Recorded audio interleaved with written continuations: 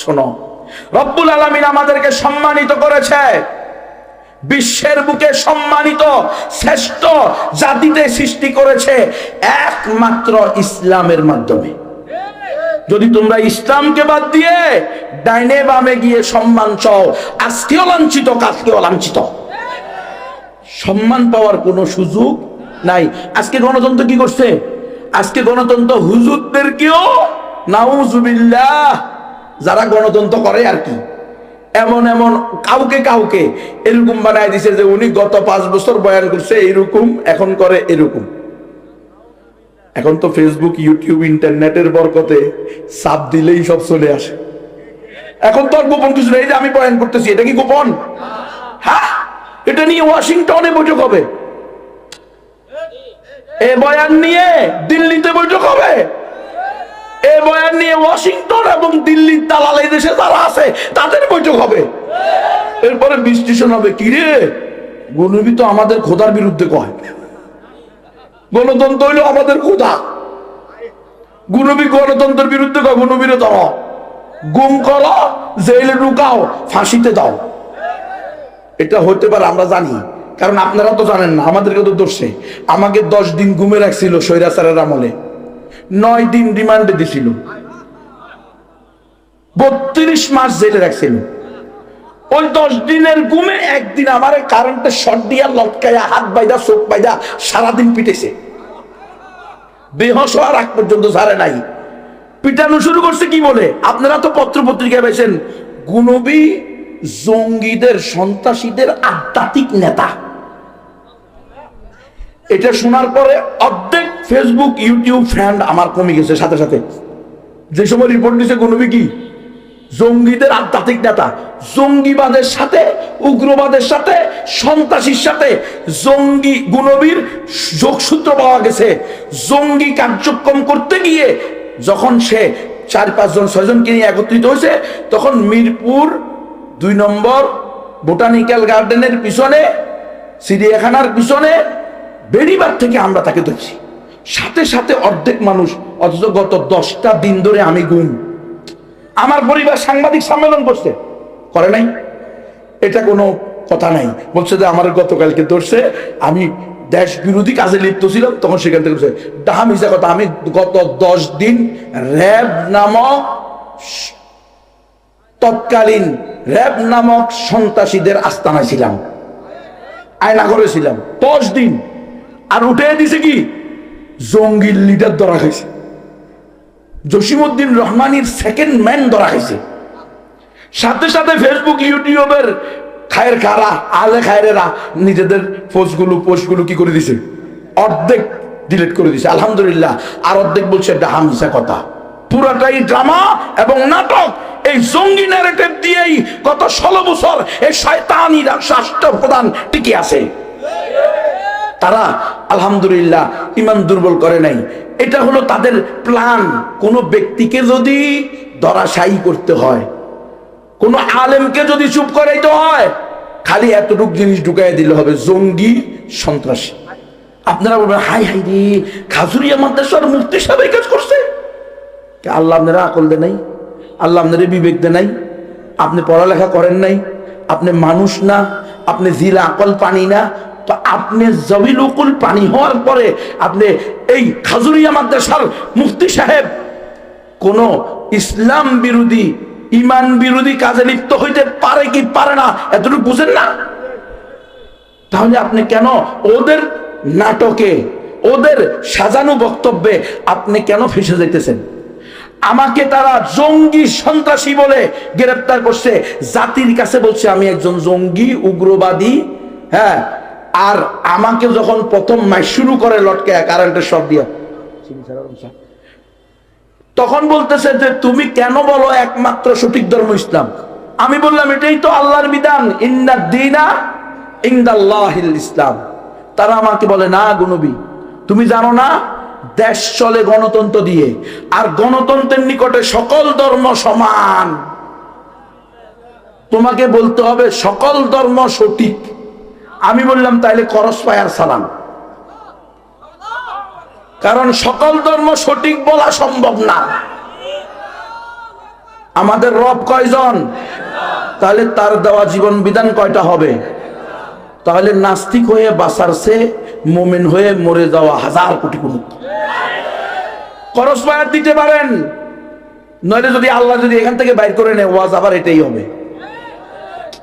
একমাত্র সঠিক ধর্ম ইসলাম, মুসলমান ছাড়া আর কেউ জান্নাতে যাবে। বিশ্বাস করেন, আমার কাছে যতগুলো গোয়েন্দা আসছে এরপরে প্রত্যেকটা গোয়েন্দার এই প্রশ্নটা ছিল যে আপনি গণতন্ত্রের বিরুদ্ধে কেন বলেন? আমি বললাম গণতন্ত্র কোরআনের বিরুদ্ধে বলে, ইসলামের বিরুদ্ধে বলে, এই জন্য আমি গণতন্ত্রের বিরুদ্ধে বলি। কি রে, সমস্যা কি? গণতন্ত্র আর ইসলাম কি এক হবে? বুঝেন না মনে হয়। আপনাদের খাজুরিয়ার মোহতামিম শাহ হুজুর বড় আলেম, ঠিক নয় কি না? বড় আলেম নইলে আপনারা মোতামিম বানিয়েছেন কা? উনার ভোটের যেই মূল্য গণতন্ত্রের নিকটে আপনাদের এলাকার এক নম্বর লুচ্চা, বাটপার, টেন্ডারবাজ, সাদাবাজ, সন্ত্রাসী, মাস্তান, বেয়াদব, বেহুদা, বেলাজা, বেশরম, বেওকুফ, গাদা, বাবা মায়ের অবাধ্য, সমাজের ভিতরে নষ্ট, ভ্রষ্ট পরিচিত এমন ব্যক্তির ভোট আর মোতামিম সাহেবের ভোট একরকম। হ্যাঁ হ্যাঁ, কথা ঠিক না? ওরে, আপনাদের এই এলাকার সবচেয়ে শিক্ষিত এলিট পার্সন যে ব্যক্তি, এই এলাকার এলিট পার্সনের ভোটের যে মূল্য, এই এলাকার আধা পাগল, নাট বল্টু একটু ডিলে আছে না রে? কেন হুজুর বুঝে না? আছে না নাই? ওর ভোটের আর আপনাদের এলিট পার্সনের ভোটের মূল্য সমান। আচ্ছা, তাও তো ভোট দিতে পারলে না, ভোটই তো দিতে পারে না। ভোট দিতে গেছে আপনার ভোট তো আড়াইটার সময় শেষ রাত্রে। তো গত 16 বছরে যদি রাতের আড়াইটায় ভোট শেষ হয়, আগামী 50 বছরে কি দিনে দুপুরে হইব জ্ঞান? একই গতি। মুনি পরিবর্তন হয়েছে, গোলাম একই। গোলাম অদে অদে মুনি পরিবর্তন হয়েছে। আগে মুনি বাসিল ইন্ডিয়া, এখন মুনি বসে আমেরিকা। আমরা যে কোয়াল সেই মাথা ঘুরে ফিরে বাঁশ পাতা। কোয়ালের দুর্গতি ছাড়া কিছু নেই। কোটি মানি, এই যে বললাম না, সবচেয়ে দামি সম্পদ ইমান পেয়েছ মুসলমান, ইসলাম পেয়েছ, সেটাকে তুমি তোমার নগণ্য এমপিত্ব মন্ত্রিত্বের জন্য বিক্রি করে দিছ। তুমি বুঝতেছো কিছু? গণতন্ত্রের মাকসাদ, গণতন্ত্রের মিশন, গণতন্ত্রের মিশন, গণতন্ত্রের জন্মদাতাদের মাকসাদ 100% পূর্ণ। তুমি আর আমি ধরা। আমি তো বলি গণতন্ত্র করতে করতে করতে মানতে মানতে মানতে মুসলমান নাস্তিক হয়ে যেতে পারে, ইসলামী দল নাস্তিক দল হয়ে যেতে পারে, কিন্তু ইসলাম প্রতিষ্ঠা হওয়া সম্ভব না। এবার দেখেন ইসলামী দলের নেতাদের বক্তব্য শোনেন।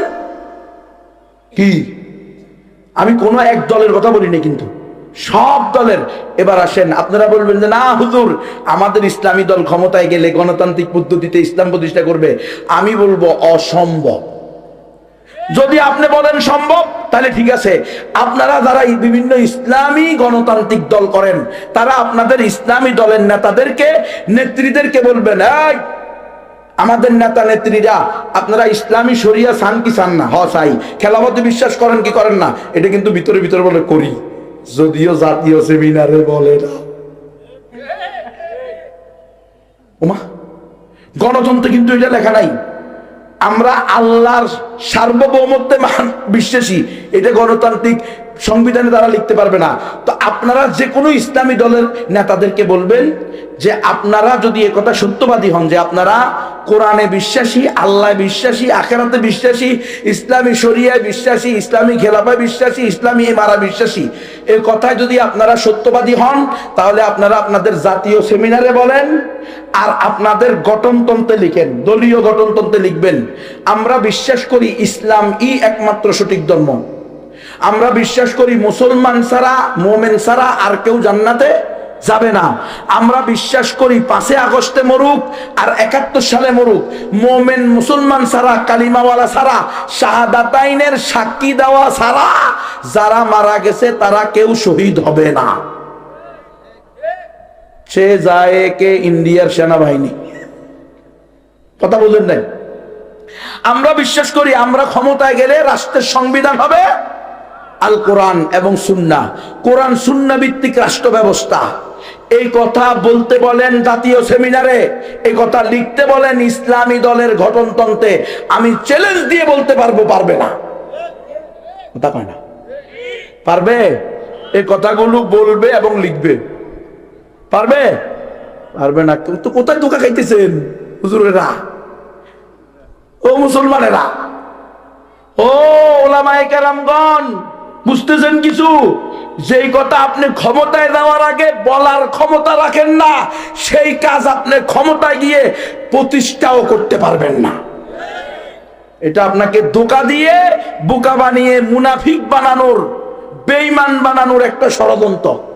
মুসলমানদেরকে এখন আমরা বলবো আমাকে ভোট দিলে কোরআন আর সুন্নাহ প্রতিষ্ঠা হবে, আমাকে ভোট দিলে আল্লাহ আল্লাহ রসুলকে ভোট দেওয়া হবে। আর ক্ষমতায় যাওয়ার পরে আমি হইলাম এই সংসদের সুল্লা কলা অথবা মূলা, ল্যাংটা মূলা অথবা সুল্লা কলা, ওখানে আমার কোনো কথা শোনা হবে, ওখানে মদের লাইসেন্স দেওয়া হবে, ওখানে পতিতালয়ের লাইসেন্স দেওয়া হবে। কেন আপনারা শুনেন নাই? ডক্টর আ.ফ.ম. খালেদ হুসাইন সাহেব গত 2 সপ্তাহ আগে স্পষ্ট বলছে, ঘরের ভিতরে বসে বসে ফেসবুক, ইউটিউব, ইন্টারনেট গরম করা সহজ, কিন্তু রাষ্ট্র চালানো সহজ না রে বেটা। আইসা দেখো, যদি কোনো ফকিহুন নফস, আল্লামাতুদ্দহর, তাকেও যদি রাষ্ট্রের ক্ষমতায় বসানো হয়, সেও মডেল লাইসেন্স দিতে বাধ্য থাকিবে। বলছে কি বলে নাই? বলে নাই? কেন? উনি বলছে এটা ইসলামী আমিরাত না, এটা কোরআন সুন্নাহ ভিত্তিক রাষ্ট্র চলে না, এটা হলো সেকুলার রাষ্ট্র। সেকুলার রাষ্ট্র হলো দারুল ইসলাম না দারুল আমান, সেকুলার রাষ্ট্র। ওলামায়ে কেরাম চিন্তা করবেন আর কি। আল্লাহ তুমি আমারে মাফ করে দাও, আল্লাহ আবু খালেদ সাহেবের কল্যাণ করেন। উনি স্পষ্ট বলে দিয়েছেন, এই সিস্টেমে যদি আল্লামাতুদ্দাহার ফকিহুন নফসকেও বসানো হয়, তিনিও মদের লাইসেন্স দিতে বাধ্য থাকবে। কারণ সরকার মদ রপ্তানি করে টাকা আয় করে, মদ আমদানি করে টাকা আয় করে, ওই টাকা সোনালী ব্যাংকে, বাংলাদেশ ব্যাংকে রাখে, ওই টাকা আন্ডা বাচ্চা মুনাফা দেয়, ওই মুনাফা দিয়ে রাস্তাঘাট, মসজিদ, মাদ্রাসা করে। আমার কথা নাকি? কথা কার? কথা কয় নাকি?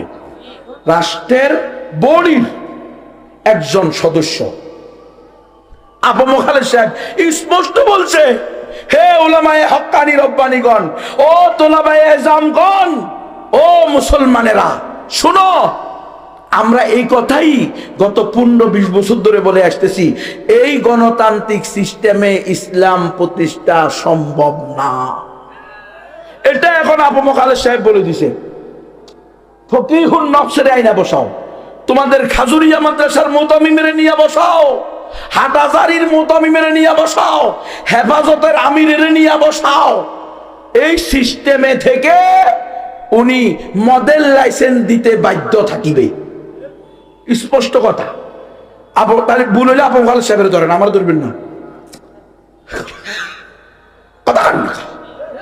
কথা কন না আপনারা, আপনারা আমার কথা কি বুঝতেছেন? আজকে পৃথিবীর বুকে সবচেয়ে দামি সম্পদ, ইমান হারা হইতেছি এমপি হওয়ার জন্য, মন্ত্রী হওয়ার জন্য।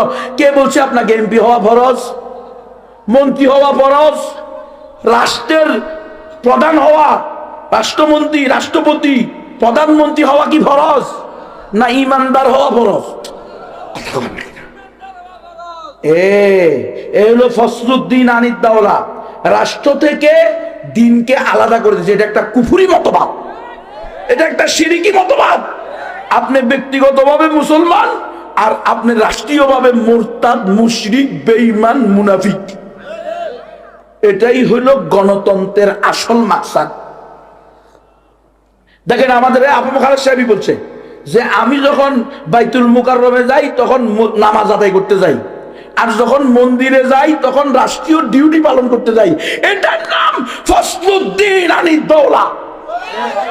এটার নাম হলো ব্যক্তিগতভাবে আপনি ইসলাম মানতে পারবেন, রাষ্ট্রীয়ভাবে ইসলাম মানতে পারবেন না। কেন?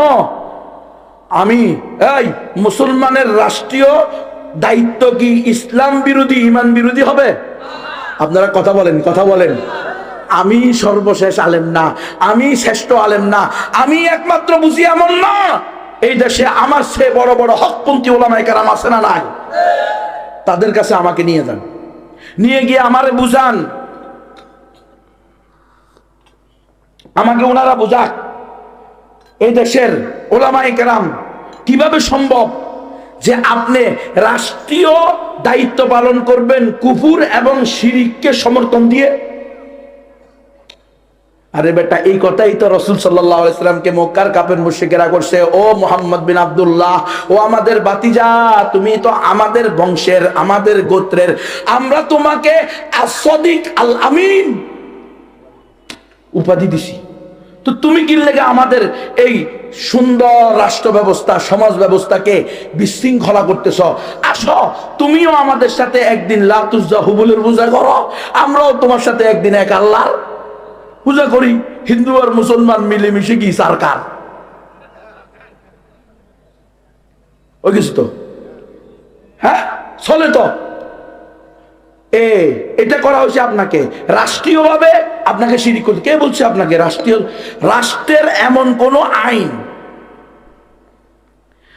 গণতন্ত্রের মোকাবেলা এখন আমাদের করণীয় কি জানেন না? কোরআন হাদিস পড়েন নাই? করণীয় আমার জিজ্ঞান কা দিল মে কালা है कबाब में हड्डी है। বুঝলো মুসলমান? जो पूछता है वो करता नहीं, जो करता है वो पूछता नहीं। গণতন্ত্রের মোকাবেলা কি করতে হবে? এত বড় কোরআন শরীফ তোমারে দেখায় না তো তুমি সারা জিন্দেগি অন্ধ। এখানেও অন্ধ থাকবে, আখেরাতে অন্ধ থাকবে, অন্ধ অবস্থায় জাহান্নামে নিক্ষিপ্ত হবে।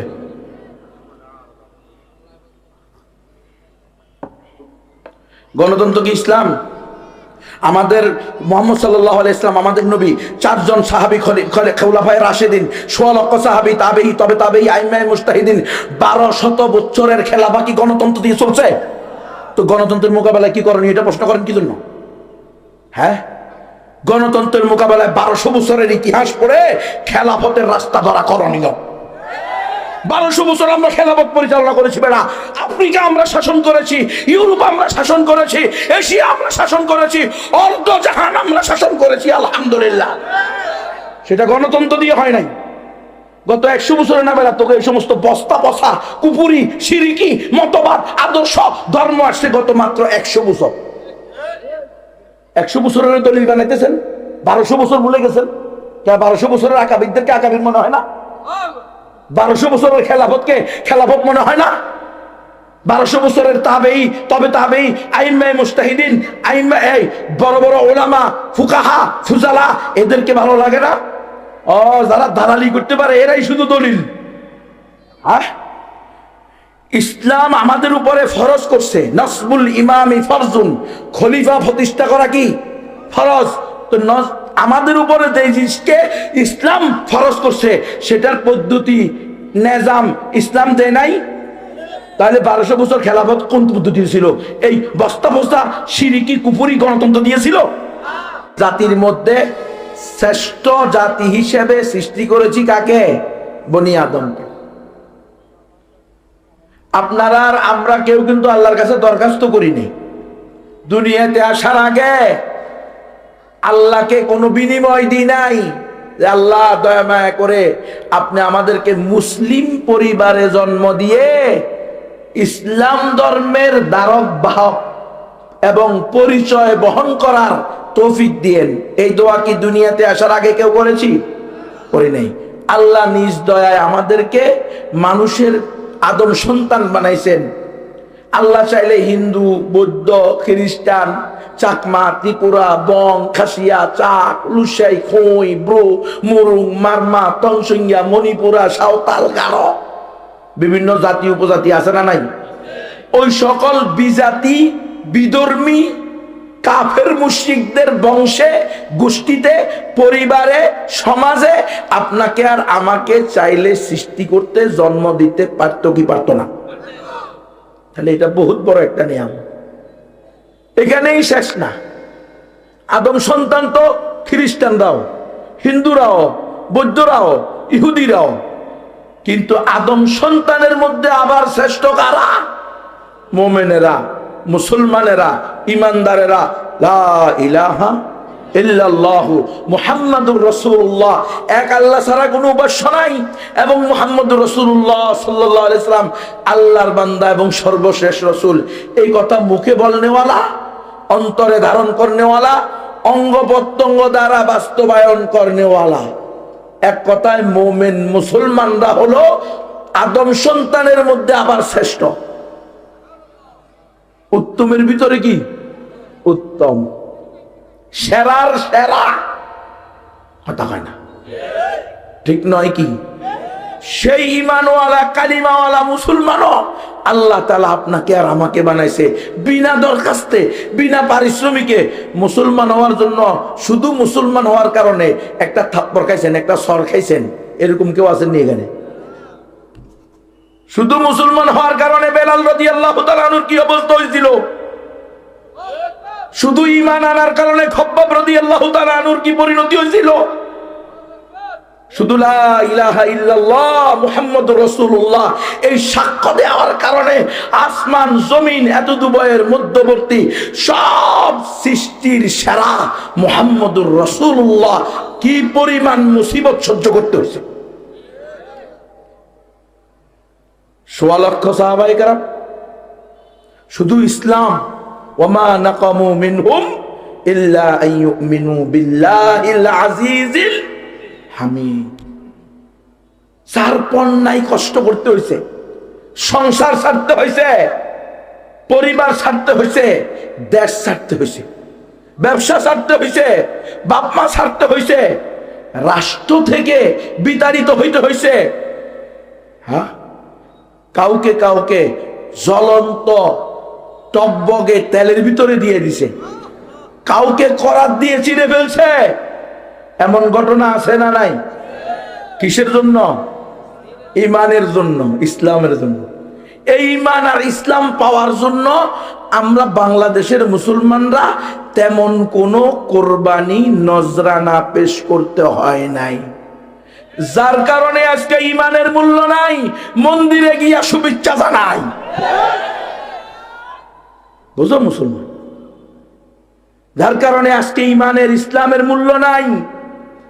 দুর্গা পূজা, কালী পূজা, সরস্বতী পূজা, ক্রিসমাস পূজা, পূর্ণিমা পূজায় গিয়ে নামদারি মুসলমান, লেবাসদারি মুসলমান, আকারে আকৃতি মুসলমান, দাড়ি লম্বা, টুপি বড়দা, জুব্বা তো আছেই, গিয়ে বলতেছে দীর্ঘ 16 বছর পরে আপনাদের পূজায় আসতে পেরে আমি আল্লাহর দরবারে শুকরিয়া আদায় করতেছি। নালায়েক,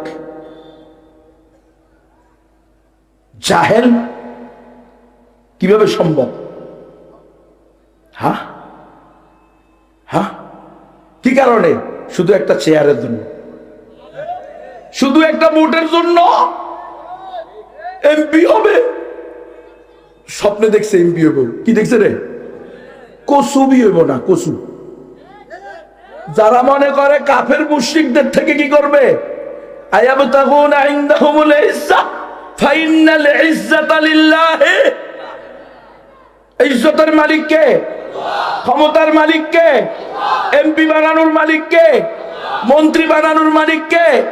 রাষ্ট্রপ্রধান বানানোর মালিক কে? না হিন্দুরা, বৌদ্ধরা, খ্রিস্টানরা। হিন্দু, বৌদ্ধ, খ্রিস্টান ঐক্য পরিষদ। তো তাহলে তুই কিনলে গছ আমার কাছে ধর্ম নিচে, মানবতা উঠতে। কি মুসলমান? কি রে, এ কোন মুসলমান? এটা কিভাবে মুসলমানের আলামত হইতে পারে, মুসলমানের আমল হইতে পারে, মুসলমানের চরিত্র হইতে পারে? মুসলমান তো জান দিতে পারে, শিরিক সমর্থন করতে পারে না। অসম্ভব। রাসূল আরবি সাল্লাল্লাহু আলাইহি সাল্লামকে মক্কার মুশরিকেরা বলেছিল মুহাম্মদ বিন আব্দুল্লাহ। হে আমার বাতুসপুত্র, হে আমাদের বংশের শরীফ ইবনে শরীফ, এলিট পার্সনের এলিট পার্সন, তোমার চেয়ে শরীফ ভদ্র আমাদের বংশে আমাদের গোষ্ঠীতে নাই। কি জন্য? আমাদের সাম্প্রদায়িক সম্প্রীতিকে নষ্ট করে তুমি 33 কোটি দেবদেবতার বিরুদ্ধে কথা বলো।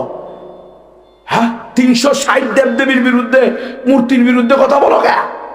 এটা তো আমাদের একটা সাম্প্রদায়িক সম্প্রীতি। হ্যাঁ, সবাই মিলে কি করব? আমরা এভাবে মূর্তি পূজা, দেবদেবী পূজা, যার যেটা মন চায় সেটা পূজা করব। বাক স্বাধীনতা, ব্যক্তি স্বাধীনতা। তোমার মন চাইলে তুমি এক আল্লাহর পূজা করো, কিন্তু আমাদের ইলাহাদেরকে, দেবদেবীদেরকে তুমি বাড়াবুড়া বলিও না। লা ইলাহা ইল্লাল্লাহ মুহাম্মদ রাসূল এটা বলিও না। ইন্না শিরকা লাযুলমুন আযীম এটা বলিও না। ইন্নাহু মান ইউশরিক বিল্লাহি ফাকাদ হারামাল্লাহু আলাইহিল জান্নাহ, যে আল্লাহর সাথে শিরিক করবে, কুফর করবে, এমন অবস্থা মৃত্যুবরণ করবে, তার জন্য জান্নাত হারাম। এত বড় কথা বলিও না। কাফের মুশরিকেরা, বেঈমানেরা জাহান্নামে যাবে, এই কথা বলিও না। বরং আসো, তুমিও আমাদের সাথে একদিন লাত উজ্জা হুবল মানাতের পূজা করো, আর আমরা একদিন তোমার সাথে এক আল্লাহর পূজা করি। তাহলে তো হিন্দু আর মুসলমান আমরা একাকার হয়ে গেলাম। ইউরিদুনা, হ্যাঁ, লিইউতফিউ নূরাল্লাহি বিআফওয়াহিহিম। আরেক আয়াত আছে, ওয়াদ্দু লাউ তাকফুরুনা কামা কাফারু ফাতাকুনুনা সাওয়া। তারা চায়, তারা যেমন কুফর করে, শিরিক করে, তোমরাও তাদের মতো কুফর শিরিকে লিপ্ত হও, এরপরে সবাই বরাবর হয়ে যাও। মুসলমান আর কাফের এক বরাবর। সবাই সর্বধর্মবাদে বিশ্বাসী, সবাই হিউম্যানিজম বাদে বিশ্বাসী। সর্বধর্মবাদ মানে বুঝছেন? সকল ধর্ম সঠিক। এখন দেখেন না, গণতান্ত্রিক দলের লোকেরা ভোটের জন্য, ক্ষমতার জন্য, এমপি হওয়ার জন্য তারা অন্যান্য ধর্মকেও সার্টিফিকেট দিতেছে, অন্যান্য ধর্মকে স্বীকৃতি দিতেছে। কেমনে? ইসলামী দলের হিন্দু শাখা, ইসলামী দলের বৌদ্ধ শাখা, ইসলামী দলের খ্রিস্টান শাখা। ইসলামী দলের অমুসলিম শাখা মানে কি? আমরা ইসলামী দল, এটা তেমন ঠিক। অমুসলিমরাও অমুসলিম থেকে, হিন্দু থেকে, বৌদ্ধ থেকে, খ্রিস্টান থেকে তাদের আকীদা, মতবাদ, আদর্শ, ধর্ম, শিরকি কুফরি ধর্মের উপরে থেকে আমাদের ইসলামী দলের সদস্য হইতে পারবে, দায়িত্বশীল হইতে পারবে।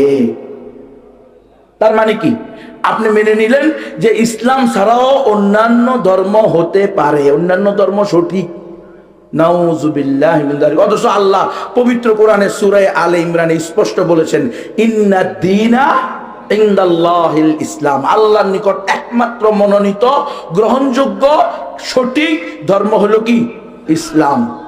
একই সূরার 85 নম্বর আয়াতে আল্লাহ বলছেন, ওয়া মান ইয়াবতাগি গায়রাল ইসলামি দীনান ফালান ইউকবালা মিনহু ওয়া হুয়া ফিল আখিরাতি মিনাল খাসিরিন। যে ব্যক্তি ইসলাম ছাড়া অন্য কোন ধর্মকে, অন্য কোন আদর্শকে, অন্য কোন মতবাদকে, অন্য কোন ধর্মকে ধর্ম হিসেবে গ্রহণ করবে, সেটা আল্লাহর নিকট গ্রহণযোগ্য না, এবং সে কাল কিয়ামতের মাঠে চিরস্থায়ী ক্ষতিগ্রস্তদের মধ্যে অন্তর্ভুক্ত হবে। তাহলে আমাদের মুসলমানদের আকীদা, বিশ্বাস, ঈমান কি? ইসলাম ই একমাত্র সঠিক ধর্ম। মুসলমান ছাড়া আর কেউ জান্নাতে যাবে? তাহলে আমরা কি বলতে পারি, ও হিন্দু দাদা দিদিরা, বৌদ্ধ দাদা দিদিরা, খ্রিস্টান দাদা দিদিরা, এই বছর যেভাবে আপনারা দুর্গা পূজা, কালী পূজা, সরস্বতী পূজা, ক্রিসমাস পূজা, পূর্ণিমা পূজা আনন্দঘন পরিবেশে নির্বিঘ্নে করতেছেন, আমি চাই প্রতি বছর আপনারা এভাবে নির্বিঘ্নে আল্লাহর সাথে এই বিভিন্ন দেবদেবী, মূর্তি, নাউজুবিল্লাহ, শিরিক করেন, আর আমাকে শুধু একটা করে ভোট দিবেন, আমি আপনাদের এই শিরিকি কাজে সকল প্রকার সহযোগিতা করব।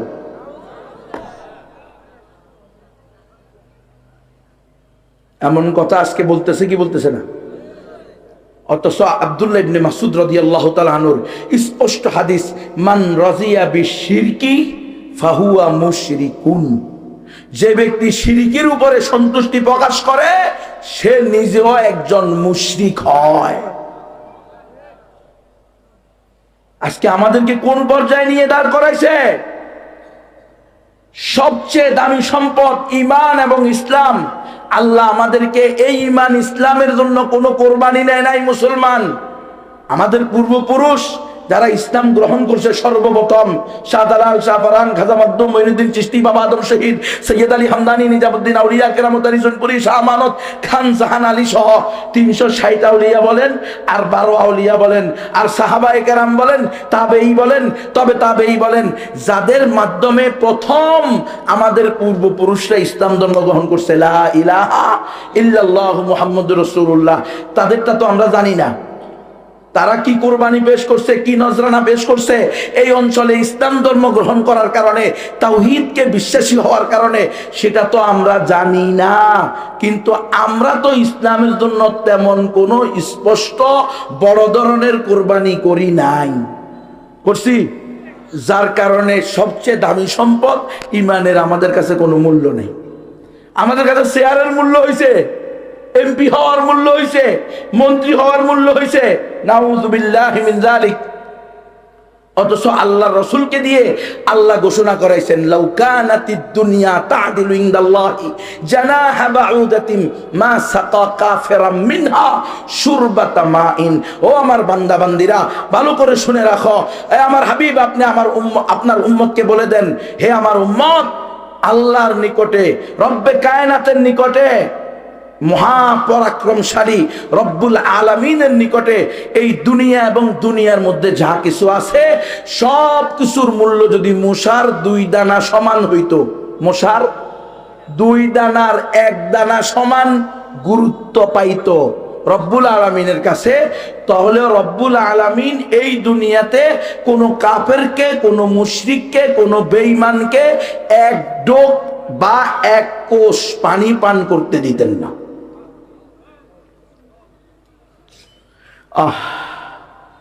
আজকে শুধু এমপি হওয়ার জন্য ইমান বিক্রি করে দিতেছেন, শুধু মন্ত্রী হওয়ার জন্য ইমান বিক্রি করে দিতেছেন, শুধু চেয়ারম্যাননি মেম্বারনি হওয়ার জন্য লজ্জা শরমের মাথা খাইয়া পরপুরুষের সাথে মিছিল মিটিং করতেছেন। কি রে, আপনার এই এমপি মন্ত্রী, এই চেয়ারম্যাননি মেম্বারনি এমপিনি, এগুলার কোনো মূল্য কি কাল কিয়ামতের মাসে পাইবেননি? হ্যাঁ, উপদেষ্টা হয়ে হিন্দু নারীদের ড্যান্স দেখতেছে, কি কোনদিন সম্ভব?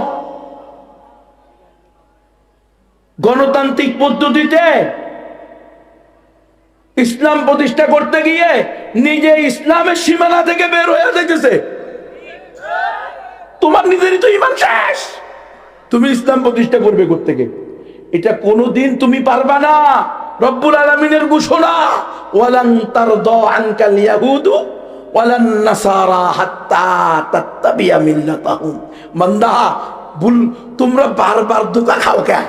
আমি তো জায়গায় জায়গায় তোমাদেরকে যেন ইহুদি খ্রিস্টানরা শয়তানের দোসরেরা, হ্যাঁ, আবু জাহেলের বাহিনীরা, তারা যেন তোমাদেরকে গোমরাহ করতে না পারে, পথভ্রষ্ট করতে না পারে। আমি না তোমাদেরকে দৈনিক 32 বার শিখেছি, গায়রিল মাগদুবি আলাইহিম ওয়ালাদ-দাল্লিন, প্রতিদিন 32 বার নিম্নে বলাইতেছে আল্লাহ, ইহুদি খ্রিস্টানদের পদাঙ্ক অনুসরণ করাইয়েন না।